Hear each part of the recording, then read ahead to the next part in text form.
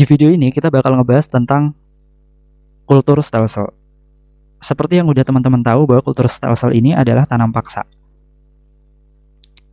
Jadi tepatnya pada masa Gubernur Jenderal Van den Bosch, itu membuat sebuah peraturan di mana setiap desa itu harus mewajibkan untuk menyisihkan 20% tanahnya untuk ditanami komoditas ekspor.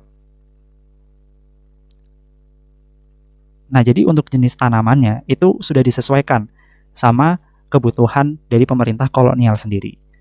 Nah, ternyata bukan hanya 20% tanahnya yang harus disisihkan untuk ditanami tanaman komoditas ekspor, tetapi peraturan pada kultur stelsel ini juga mewajibkan bagi setiap warga yang tidak memiliki tanah itu diharuskan untuk bekerja di kebun milik pemerintah kolonial selama 75 hari dalam setahun. Nah, sebenarnya peraturan-peraturan ini itu tidak ada artinya sama sekali, teman-teman. Karena kenyataannya yang terjadi di lapangan, tanah yang digunakan yang katanya 20% ini ternyata digunakan 100%. Dan di mana dari seluruh hasil tanamnya, hasil panennya, itu kemudian diserahkan kepada pemerintah kolonial.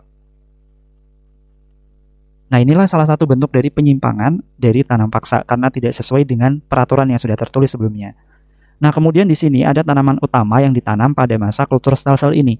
Nah, tanaman utamanya ada apa aja? Kurang lebih ada 3, teman-teman, yaitu kopi, ada tebu, dan ada indigo. Indigo itu adalah seperti pewarna ya. Dan ternyata bukan hanya tanaman utama seperti kopi, tebu, indigo aja, tetapi juga ada beberapa tanaman yang ditanam dalam skala kecil. Nah, tanaman yang ditanam pada skala kecil ini kayak tembakau, kemudian ada cengkeh, ada pala, ada teh, kayu manis, dan lada. Nah, ini beberapa jenis tanaman yang ditanam untuk skala kecil.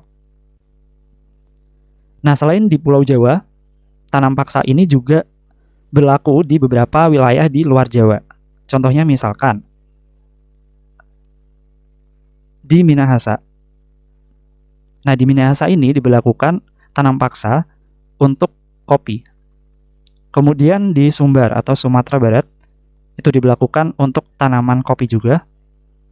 Kemudian yang ketiga ada di Madura untuk tanaman tembakau. Selanjutnya ada di Maluku untuk tanaman cengkeh. Dan yang kelima itu ada di Ambon untuk tanaman cengkeh juga. Oke, nah jadi selain tanam paksa sendiri tentunya juga disesuaikan dengan kondisi dari tanah dari masing-masing wilayah. Karena kan memang dari setiap daerah itu memiliki kontur tanah atau struktur tanah yang berbeda-beda. Maka setiap daerah itu sebenarnya disesuaikan gitu ya. Kayak misalkan Minahasa itu cocok dengan kopi, kemudian Madura cocok dengan tembakau, Maluku cocok dengan cengkeh, dan masih banyak lagi.